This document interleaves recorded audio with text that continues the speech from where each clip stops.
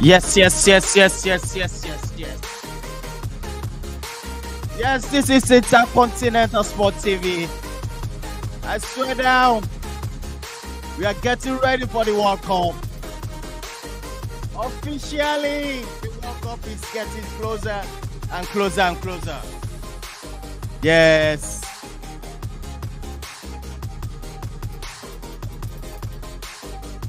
Just want to welcome everybody on this show.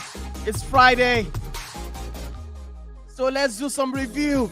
People, they don't need the building. I tell you guys, with this spirit, I am ready for Qatar.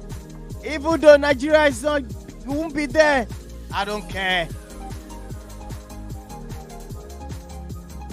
Hello, Robbie, do you care? Even if Nigeria is not there, you're alive. Do you care?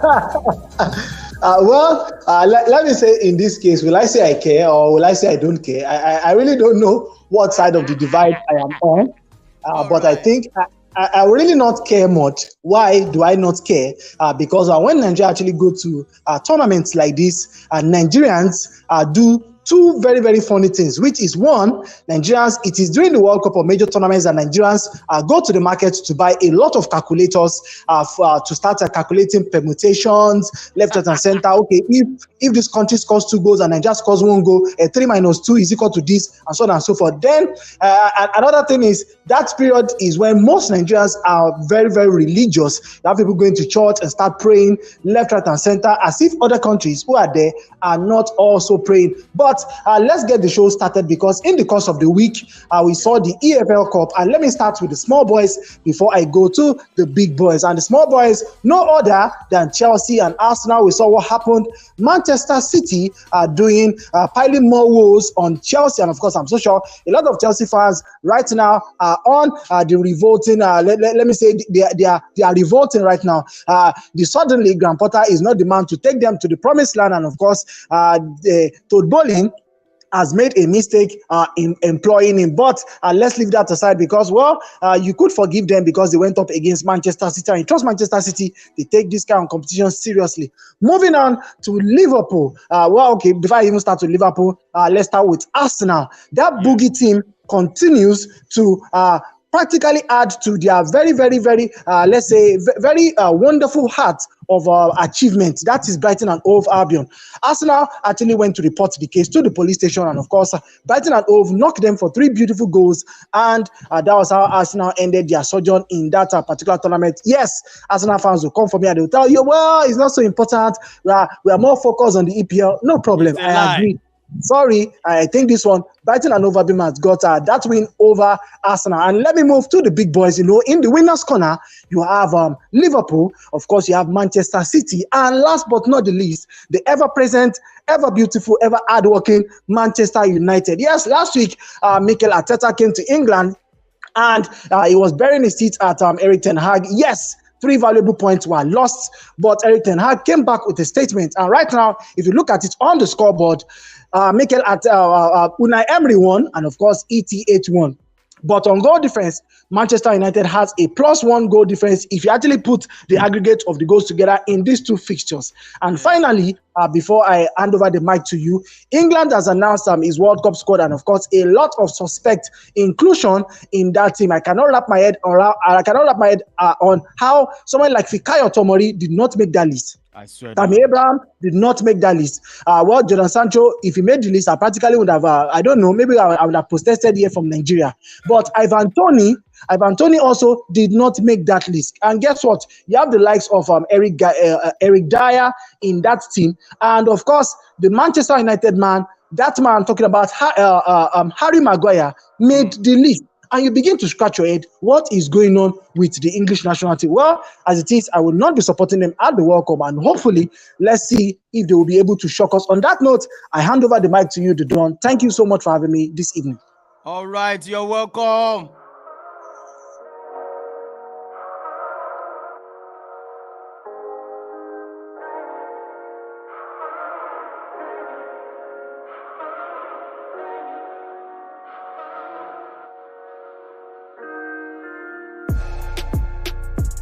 Yes. It is what it is. We are ready. I tell you, this is Intercontinental Sport TV. Let me tell you what to do, guys. Please subscribe to the channel. You know what to do. Subscribe to the channel. Smash the like on the video.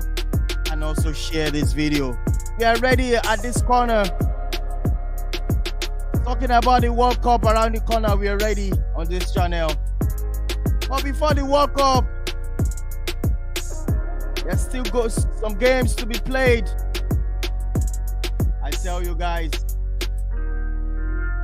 On that note, I'm going to bring in Shayo Meteora. I think it's ready. Shayo, talk to me. Are you ready?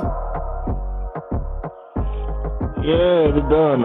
It's great to be back. I think Chelsea fans are actually looking forward to the World Cup, because that means Chelsea fans would have to endure the depressing defeat of Russia.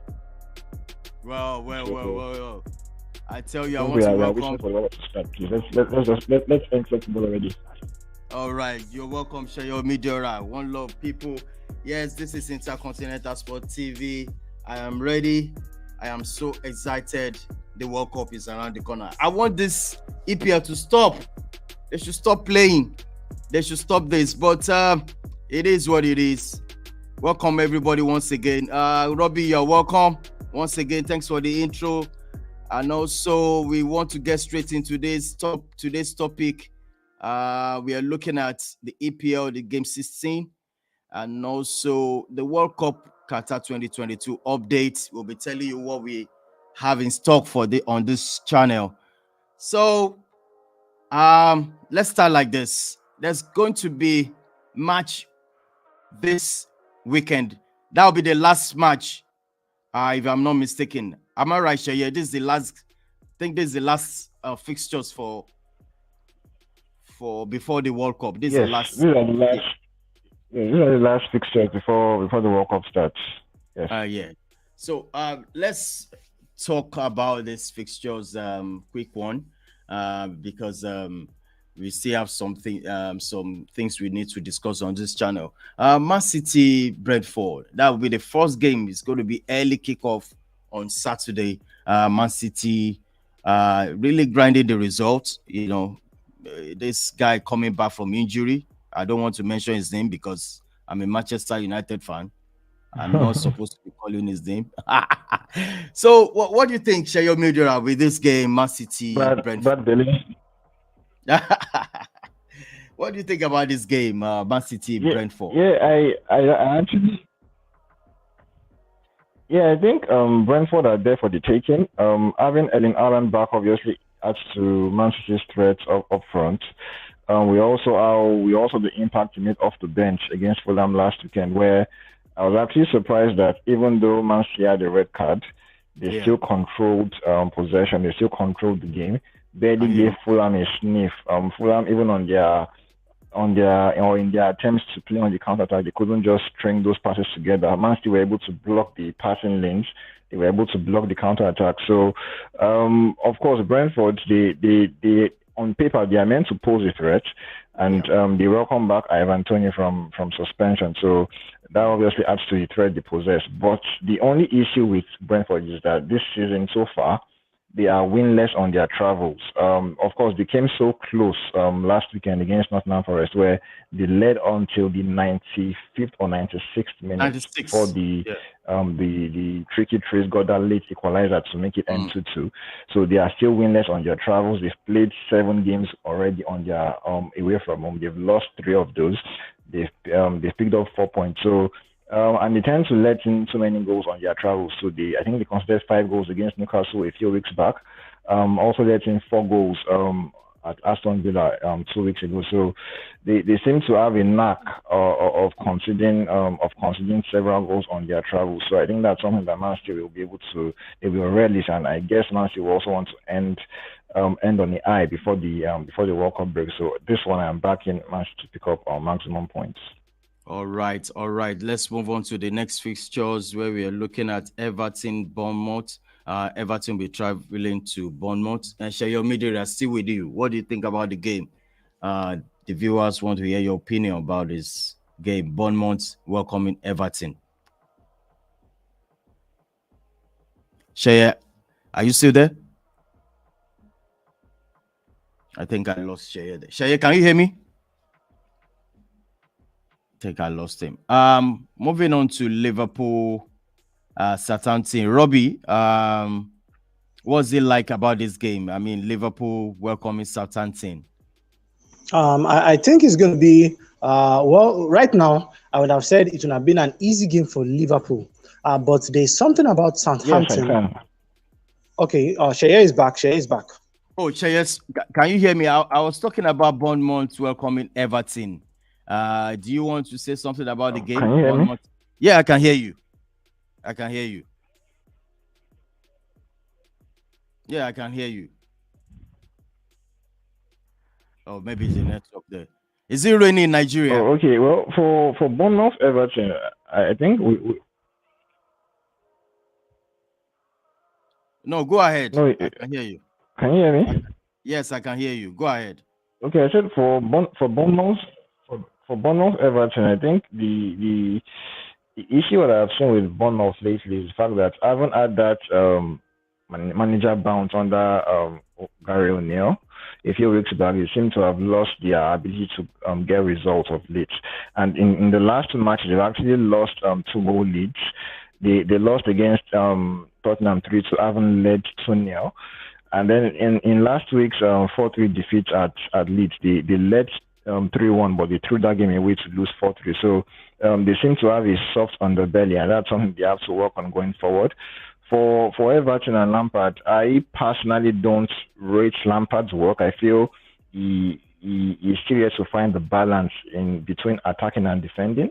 I think whenever they try to attack, they are left open at the back. Whenever they are defensive, they are unable to string attacks together. So he still needs to work on finding that balance.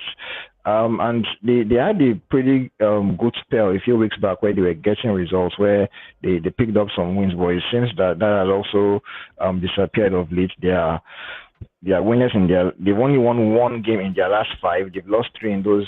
They lost 3 in that one, so they seem to be struggling for results as well. So I think this is a game between two relatively out of form sides, and I think it's just down to who gets their tactics right on the day, down to the individuals and whether they are able to perform on the day, because both teams are not playing well.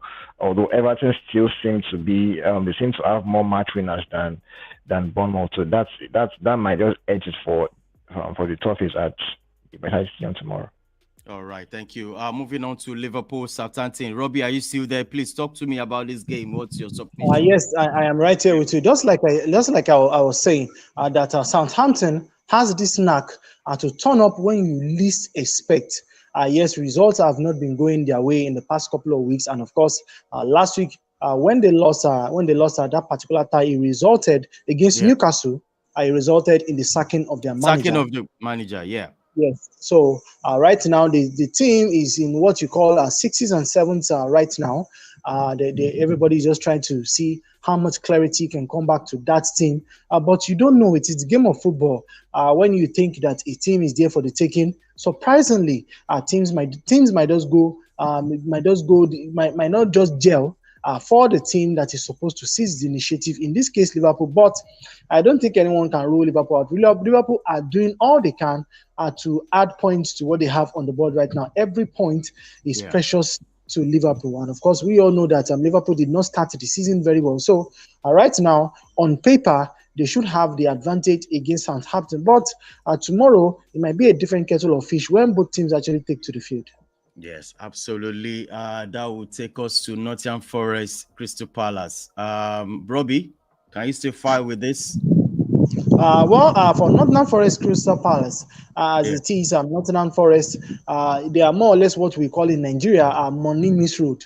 Because since they came to the EPL, the owners have been spending left, right, and center. And of course, if you actually want to go according to another Nigerian term, which means that five players in Nottingham Forest are not even up to 1. That is how very terrible their recruitment has been this season. Terrible. And even the star man of the side, that is a Jesse Lingard that was snapped up from United, has really not even lived up to the hype surrounding his transfer from United to Nottingham Forest. And the funny thing is, he is the highest paid player in that squad. And just to make sure that he's standing on a very solid foundation, he just signed a year contract with Forest. So should Forest be relegated this season, trust me, Jesse Lingard will not be going anywhere, because some teams in the English Premier League will still seek out his services. But tomorrow, Crystal Palace have also not been turning up themselves in the EFL Cup. They lost their game as well, and I think it was a woeful performance from them.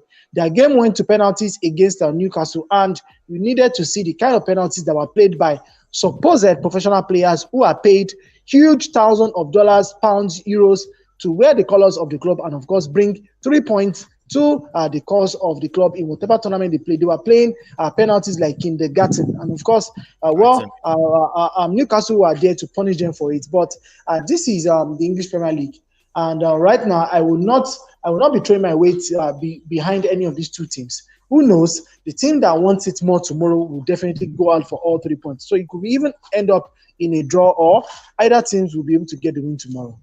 All right, now let's move on to Spurs versus Leeds United. Also, West Ham welcoming Leicester City.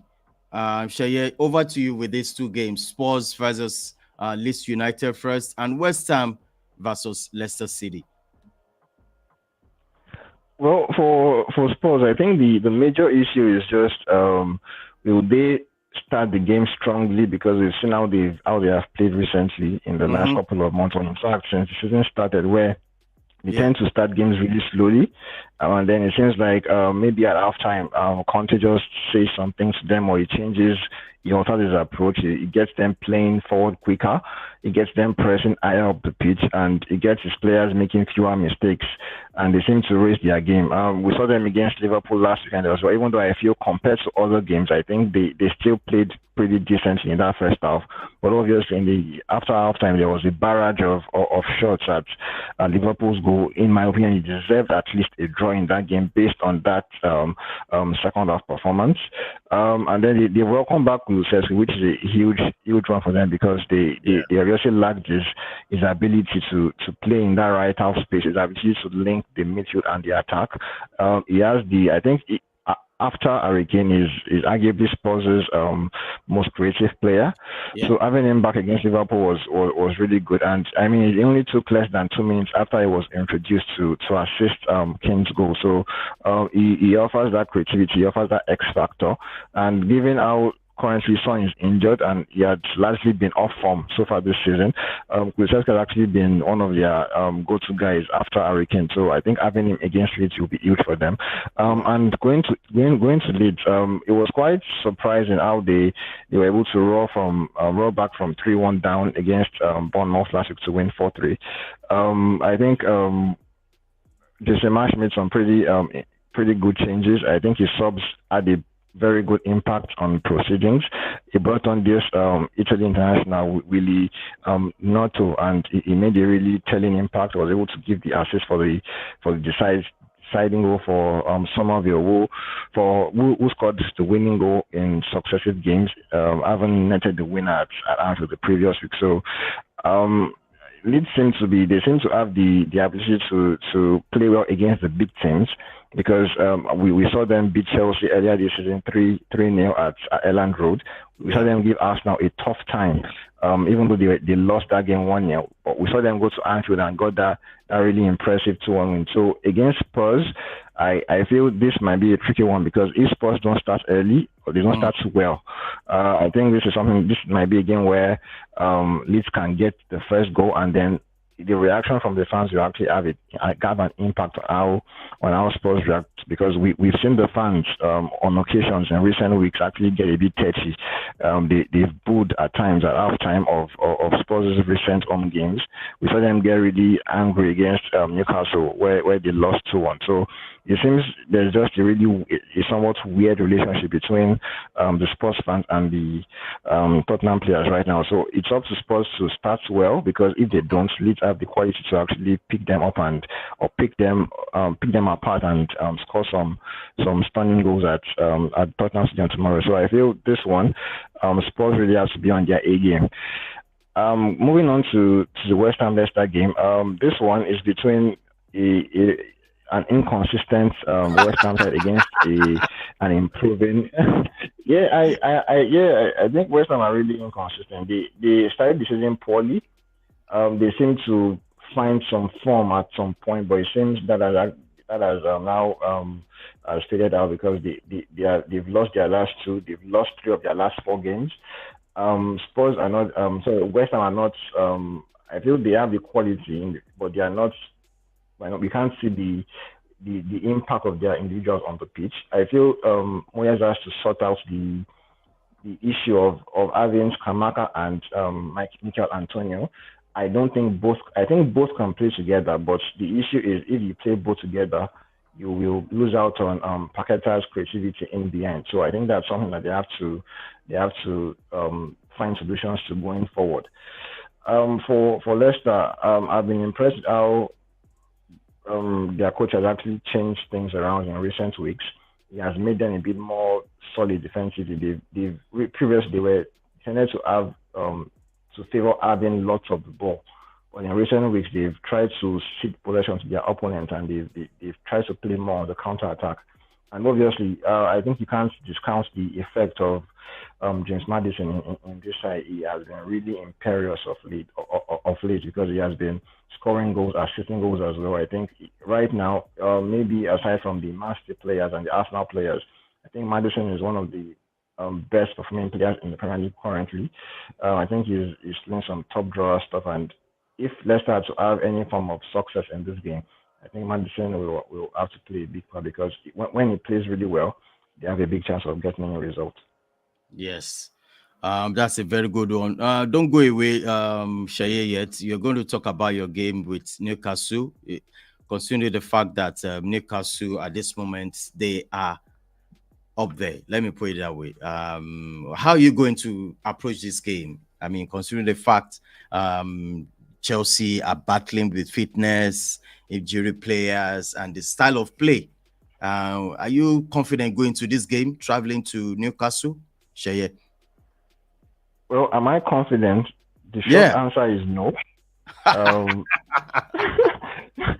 The short answer is no because I don't see how Chelsea get a result in this game. But wow. I haven't lost so many matches in recent weeks.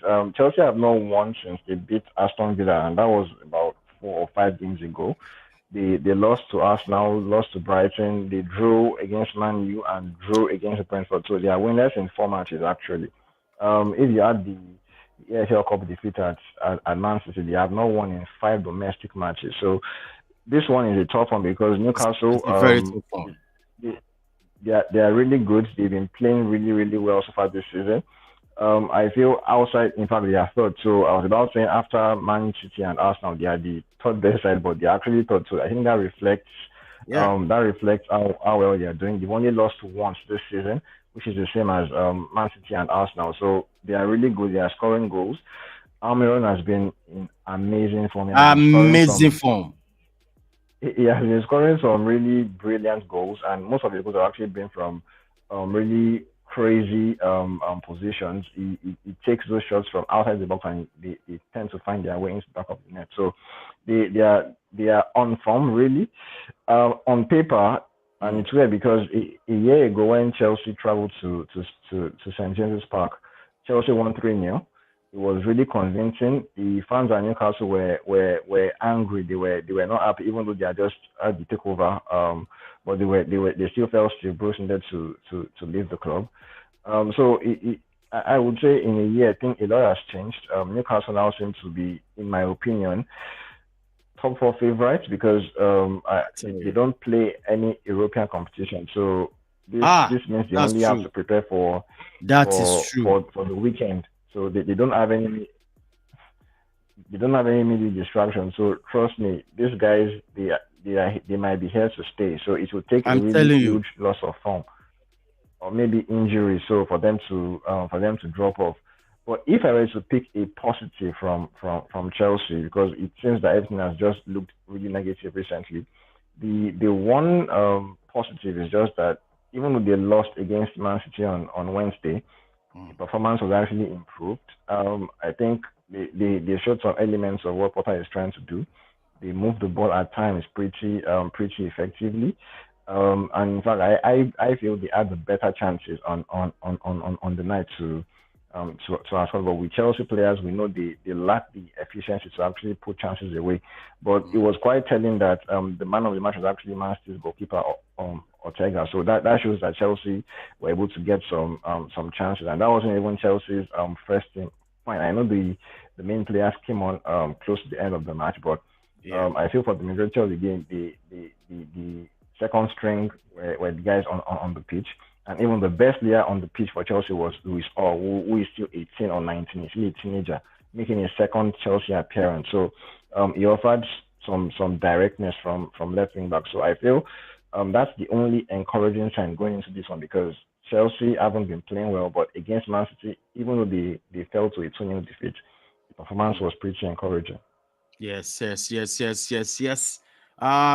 Robbie, Arsenal goes again this weekend.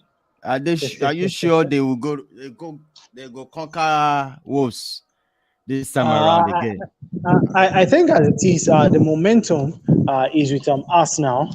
Not just the fact that they have been in scintillating form. Yes, let us not get carried away by the midweek defeat at the hands of Brighton. Arteta was not going to risk his best legs for that game. And let's not forget the fact that the World Cup is a couple of days away from now, so it will not make the best sense for him to play his big men for that particular encounter. Let's not forget the fact that every team wants to finish this last set of games in the league on a high, and then come back after the World Cup is done to continue from when they stop from, because we really don't have an idea of what the complications will be like when the World Cup is over. Let's not forget the fact that these players are playing a lot of games in the shortest time frame. In January, the Champions League, the Champions League will resume. But let's not also forget that the FA Cup is also set to kick off in January. So he adds much more to the workloads of these players who, just like you and I, are humans. They have families, they have friends, and I think their health and well-being should be taken care of. Yes, some people will come and say, that they are being paid. They're being paid a lot of money, but what is the essence of you having all this money and good health, which is something that is very vital to any human being, is not there for that player or for people to enjoy whatever money that they've been able to amass. So coming back to the game between Arsenal and Wolves, yes, I believe it's going to be a tough fixture because Mikel Arteta will do everything in his power to make sure he keeps Arsenal's position on top of the league before the World Cup. So I believe that Arsenal will do everything, even if they have to go there to win by a lone goal. Arsenal will do all they can to win that game against Wolves tomorrow. That is my summation as starting this particular one. All right, moving on. Don't go yet, Robbie. Don't go yet.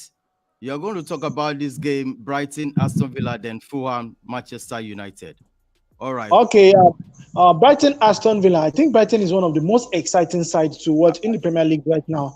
They are punching impressively above their weight. Last in the middle of the week, we saw what they did to Arsenal. 3 goals, even though they went behind in that game very early, but they were able to score 3 very beautiful goals.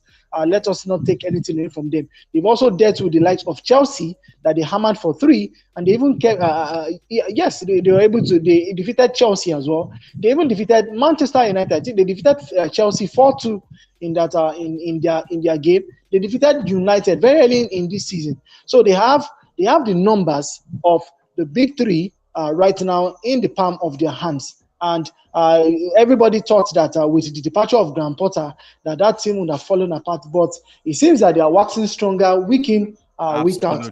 Against Aston Villa, I would really want to go the way of Brighton and Hove in this particular one. Yes, Aston Villa seems to have gotten a new breath of fresh air under Unai Emery. But as it is, the man, after being away from the English Premier League for a couple of years, is still trying to find his feet once again. And Brighton and Hove is not that kind of customer that you feel that, I think I'll sweep over this person very, very well. And let's not forget the fact that the Amex Stadium has been more or less like a very good hunting ground for Brighton and Hove Albion. So as it is, I will be leaning the way of Brighton and Hove Albion in this particular one. Then talking about Fulham and Manchester United, I Yeah. think this is another very tricky fixture for United. Right now, Varane is not playing, and we all know what Varane brings to his partnership with Lisandro Martinez.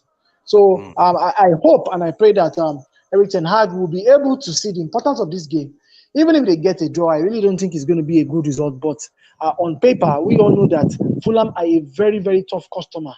They are not this team that is so easy to beat. They were unfortunate last week to have lost against Manchester City. Yes, City were a man down very early in that game, but Fulham did not seize the initiative. And of course, it was some very naive defending from that player that clipped the heels of Kevin De Bruyne that resulted in that penalty that was dispatched by Erling Haaland. Because when he was making that move, I saw that game and I just said to myself, hopefully, when this guy is almost at the back of Kevin De Bruyne, he will just stop and raise his hands in the air.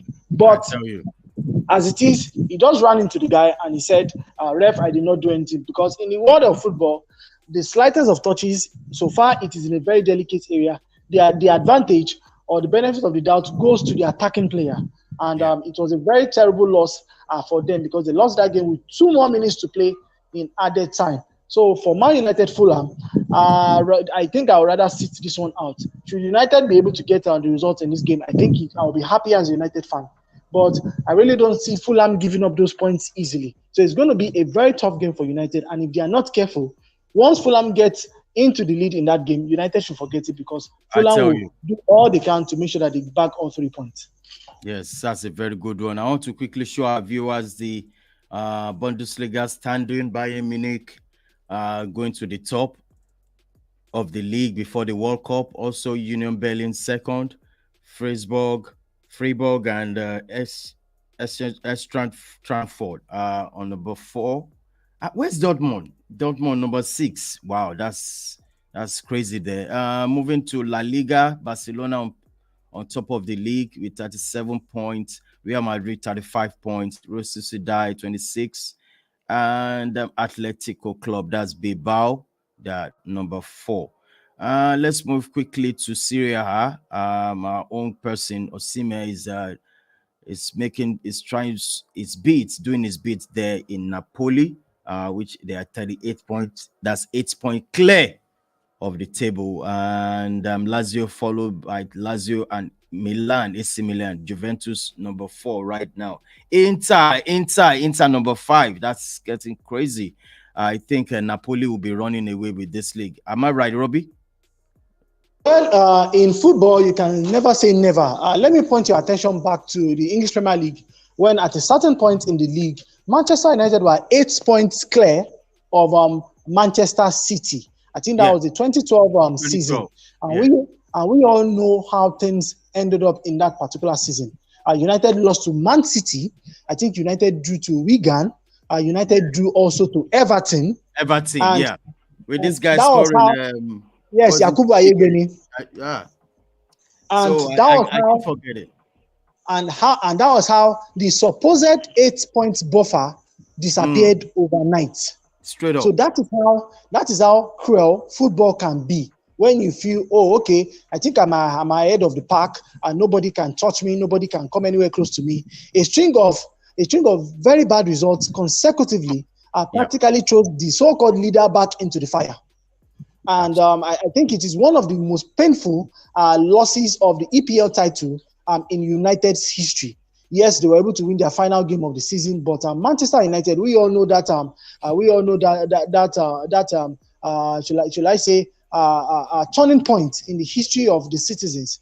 That man, Sergio Aguero, against all odds, even though City were also down, they were also down to 10 men in that game. But they were able to grind out the result against I think Queen's Park Rangers. So that tells you what football can do. We also saw it last year in the Champions League. Nobody, especially from the quarterfinals, gave Real Madrid the chance. But against all odds, they were able to beat Man City. They were able to beat Chelsea. And of course, they were able to beat Liverpool, despite the fact that Liverpool dominated that game, let's say 99.9%. But when it mattered the most, Real Madrid did what they are known to do due to the experience that they've gathered over the years. So for this particular one, I really don't think I really don't. I really don't think that Napoli are well and truly clear of the table. This is just the World Cup break coming up. Let's not forget that Napoli also have players who will be going to the World Cup. And let me give you this news: players might come back injured, players might come back not fit, That's it. players might come back with a lot of complications. Some of them might even get injured in training leading up to the match they want to play. So that is how very funny football can be. That is how very, very funny football can be. So far, so good. They are doing a wonderful job. They are one of the most admirable sides in Italy, and of course, one of the most admirable sides in European football. But as it is, I think they still have a lot of work to do. Right now, they are sitting pretty well on top of the table. I think it's a job well done for them. Yes, yes, it's a job well done for them. Let's quickly move to the countdown we've been running on this show. We've been talking about each country on this show. If you have not joined us, watch our videos already being posted on also on our website, on Twitter. You viewers can watch most of the video talking about each country, their legacy, and the way they rode to Qatar. So it's going to be massive this in couple of, I think it's next week Sunday, the opening match for the World Cup. So we as a channel, we are ready to be giving you updates and news, latest news every blessed day.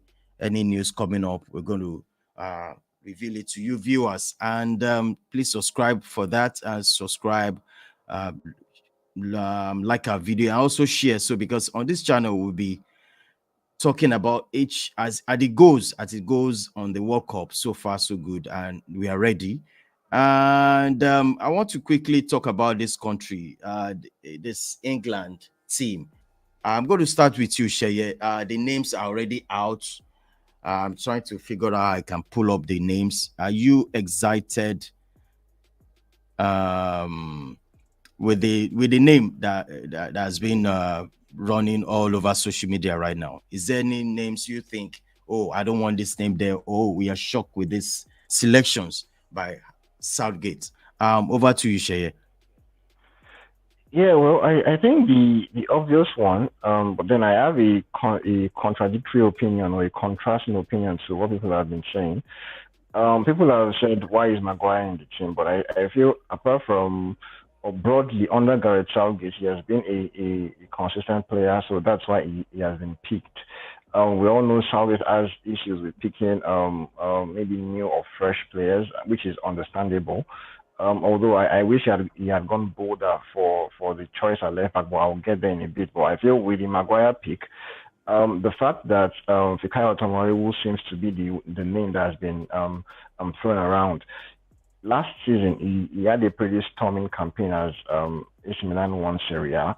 But so far this season, his form has dipped somewhat.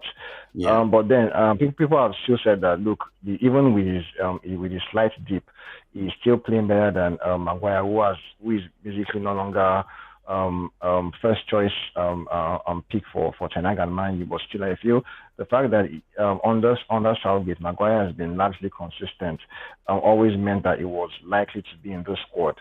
So I don't actually have any. I'm not as angry at Maguire's pick as people have actually been on social media. But the issue that I have seen in this defense is the fact that at left back they seem to be a bit short. I get that Chilwell got that injury playing for Chelsea a couple of weeks back, and that has left them short. But I still feel they could have gone bold with his options there, because with the way it seems, Luke Shaw is the only natural left back in this team. So I feel maybe he could have gone for a Tyreek Mitchell to be a backup left back for the Three Lions, or maybe even Luke Thomas, who I feel does a decent job for Leicester, playing in that position. So I think in a sense, maybe the coach of England could have done a bit. It could have been a bit bolder.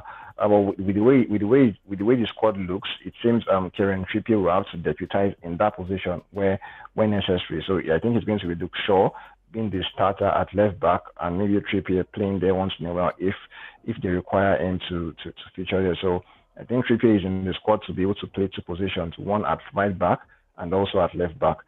I also have issues with the midfield. Of course, I know that Calvin Phillips is someone who Southgate likes. I know he's someone who also he has had a pretty good spell playing for England, but he has barely played this season, and we all know he just got out from the injury he sustained.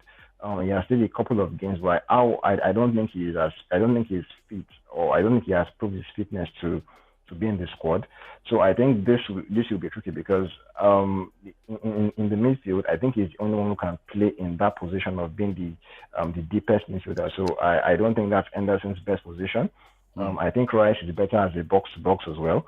Bellingham is also better as a box to box. So the midfielders that they actually have in that team, their profile, they are largely more box to box than being defensive midfielders playing in the deepest role. So with Calvin Phillips, if he's not as fit as Southgate thinks, I think that will have an effect on how they actually perform.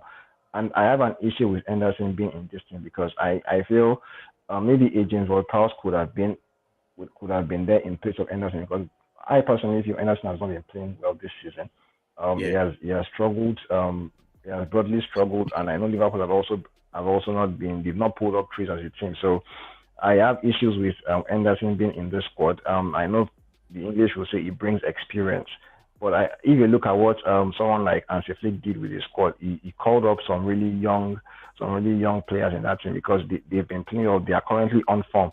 He picked players based on how they are playing, not based on previous games that they have done in the past. So I think in a sense, maybe the coach of England could have been a bit bolder in his selections. I don't think Anderson has played well to deserve a spot in the team as well. But I'm somewhat pleased with Maddison being in this squad because I feel he and the England boys have actually had issues. They've had issues in the past, and I think he tended to not like the way Maddison tends to be.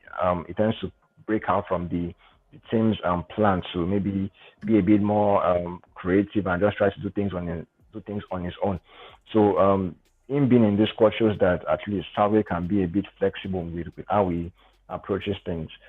And I think up front in the striking position, the major exclusion is Ivan Toney, who I feel on paper he should be in this squad, but an issue that I've actually spotted recently is the fact that it seems Toney is currently under investigation for something related to maybe betting on football games, and there was even a rumor that went around on Monday that he has been banned for 6 months, but that was fake news. So maybe due to the nature of the investigation, maybe that's why it was left out. Because I feel on paper, if there was no issue surrounding Ivan Toney, he should be in this squad ahead of Callum Wilson, who I also feel on his day is one of England's best strikers after Harry Kane.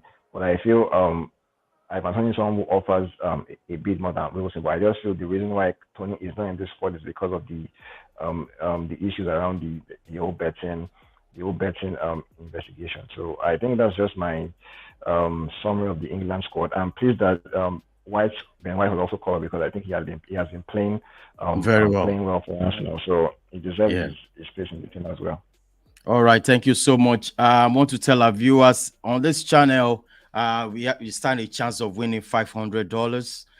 Just what you need to do is just follow us on all our social media handles, and I swear down you're gonna get it. Just predict who wins the World Cup. Just predict. Is it going to be Brazil? Is it going to be Nigeria? Oh, sorry. Is it going to be Ghana? You can actually win something. So on this channel, what you need to do is just do what? Follow us on all our social medias and drop your comments. We'll get it. Then we are going to run a raffle door live to select the winner for the $500. So keep doing it. Keep following us on all our social medias, and also at some point we'll be doing. Hold on. We'll be talking about the questions. There'll be tribal questions coming up on this channel to win something. Is that a jersey of your choice, of the country you want, or a recharge card, or anything, or credit card, or everything like that is on this channel. What you need to do is just to do what? Predict who wins the World Cup. And if you're a lucky winner, after we run a raffle draw live, you stand a chance of winning. It's just easy. You're not paying any money. You're not doing anything. It's just to follow us on all our social medias. The social medias are on YouTube, Twitter, Instagram, Facebook. That's just it. And then let's move on. That's that. For the last one, I want us to talk about this team. Robbie, I mean, Brazil is coming to this World Cup. I mean, you know all it takes for them to. They are not new to it. They are not new to, winning this trophy. They are not new. And when in one of during this countdown shows, I've seen countries they have not won the World Cup. So many countries have never won the World Cup. But when you're talking about this number one in the world, I mean Brazil. I mean, what's your submission for them coming to the World Cup? Okay, I think Brazil brings something special. When you're talking about the World Cup, they are the most successful team in the history of the World Cup. There have been 22 editions of the World Cup, and in those editions, Brazil are a proud winner of this particular tournament 5 times. I think the country that comes close is Germany. Those days they were called West Germany. They've been able to win it 4 times, and we have other nations who have been able to win it twice. Argentina, I think Argentina and Italy have been able to win it twice. France. France. Thank you very much. And you have other countries who have been able to win it once. So England, 1966, were World Cup winners during that era.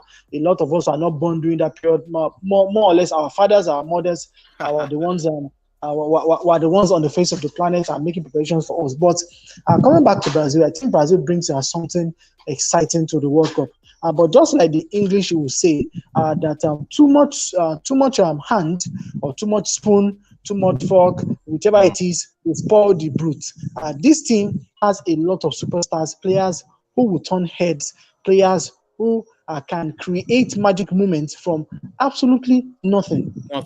But let's not forget the fact that you have other countries whose strength lies in their numbers. France are coming with a team that is not as strong as what we saw in the 2018 World Cup. But see, the spirit of the World Cup can overwhelm a team. And before you know it, from the group stage, they are in the finals. And just one stroke of luck puts everything in their advantage. Let's not forget the fact that Argentina won the Copa America. It was not the best performance from the Celeste, as they are called. But luck, fate was able to be on their side in the last Copa America that they played against Brazil in Brazil, and they were able to win that one on the patch of the Brazilians. So for this World Cup, you have other countries to look out for. Argentina is coming with a very strong squad, very, very strong squad. And as it is, according to what I was able to gather a couple of days ago, that a supercomputer has predicted that Argentina stands a better chance of winning the World Cup. Well, how true that is, we'll get to find out when the finals of the World Cup actually comes upon us, because nobody can predict tomorrow. But let's not forget the fact that for Argentina, as long as everything goes their way and every player in that team can carry Lionel Messi on their shoulders, I don't see Argentina not making the finals and ultimately playing in the World Cup. In I'm trying to remember the name of this tournament where they played against Italy, the Finalissimo. We saw how aggressive Argentina were against Italy, and that game they won it not just by displaying beautiful skills, they also won it by brute force. The Argentina midfield, they were sensational that day. They swept aside the Italians, who are known for very rough tackles and so on and so forth. The Italians were simply swept aside, and that gave Lionel Messi his second international trophy. So I believe that other countries are coming. Yeah, what do you think about Portugal too? Portugal has a very strong side as well, but we all know that it just takes one wrong moment for everything to go wrong in the game of football. Portuguese fans are not so happy with Ronaldo, according to the statement we got the last time, where Portuguese fans told him to quit the national team, that he has done the best he could for the national team. Yes, there were reports I think it was last month or 2 months ago. I think it was after their World Cup playoffs or whatever it is. The fans of the country told him to quit the national team, and some news have it in some quarters saying that Ronaldo controls the selection of the players to play at the national team. How true that is, no one knows. But one cannot dispel the fact that Portugal has some very interesting talent. You have Rafael Leao of AC Milan. You have Bruno Fernandes. Yeah. You even have Ronaldo, but you know that once you can take Ronaldo out of the game, you should just know that Portugal are out of the game because everybody more or less plays for Ronaldo. But in subsequent matches that Portugal have played, even other players have been scoring very beautiful goals. We saw the last game they played, Diego Jota scored 2 goals. Dano also scored 2 goals. Bruno Fernandes scored a goal. And Ronaldo was not even able to get on the score sheet. So I think that should count for something when we're talking about Portugal. But as it is, let's just sit back and enjoy the World Cup because I believe there is so much drama. And of course, we're going to see some fireworks when the World Cup kicks off. That is next week Sunday. Yes, next week Sunday, viewers. This is how far we can go at the moment. Don't forget the prize we're talking about. Predict who wins the World Cup, win $500. What you need to do is just to stand the chance of winning. You know what it means? Just follow us on all our social media handles. We're on Facebook, we're on Instagram, we're on Twitter. Follow us there and also subscribe on our YouTube channel. Just drop your comment on your Twitter handle, then we'll get back to you. And the winner will be selected via a raffle draw selection method, and that will be live. That will be live on this channel. What are you waiting for? What are you waiting for? Just follow us. No money, no nothing. It's just follow us, and you could stand a chance. So on this note, guys, I tell you, I'm ready for this World Cup. I'm very ready for this World Cup. What about you, Robbie? Ready, set? Yes, I'm very, very ready for the World Cup. Like I said, a lot of wonderful talent to watch out for, and a lot of countries to look out for. For me, I think I'll be keeping a close eye on Argentina. Argentina. Yes, I think in Europe I would go with France. They're an exciting side, but let's see how things go for them. Then for Africa, I'll be putting my time to Senegal, even go to the money without. And I think that is just more or less it for me. Wow. You go for Argentina. Shayomi Diora, which country do you go for? Let me hear you. Well, I think I would opt for one of the South American nations. I think those two, Brazil and Argentina are the favorites for this one. Although I have a feeling that Netherlands have actually they've built a pretty good squad under Louis van Gaal. Yeah. They tend to get results, and they've also leaned on some youngsters in a few positions. So I think they would have a pretty good tournament as well. And I like the squad that Hansi Flick picked for Germany. The likes of Mokoko was playing really well. Was called up. Even this Atlantic defender Bella Kotchap is also in the squad. He was relatively unknown until this season, and he has been playing well for the Saints, and really, and he deserves to be in this squad. And Flick did not say, look, he's not experienced, it's not this, it's not that. He called him up because he has been playing well. So I think in Europe, I would say Netherlands and Germany are the ones to look out for. But then the favorites for me are Brazil and Argentina. And Argentina. That's great, guys. This is how far we can go today. And I'm going to tell you, viewers, the country I'll be supporting this coming World Cup. You won't believe it, and I know it. They're gonna win the World Cup. Let me show you guys. Senegal. That's the country I'll be rooting for because of this young man, fantastic player, Sadio Mane. Watch out, Senegal hitting this World Cup. Don't tell me anything. Don't tell me.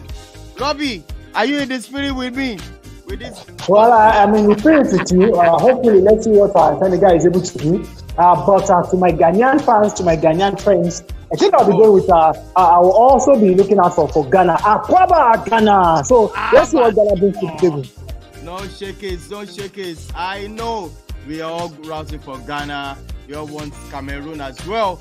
And it's going to be fantastic. So, guys, thank you so much for joining us on this show. It is what it is. Thank you, Robbie. Thank you very much for having me. All right, Shayo Bidiora, thank you so much for showing up.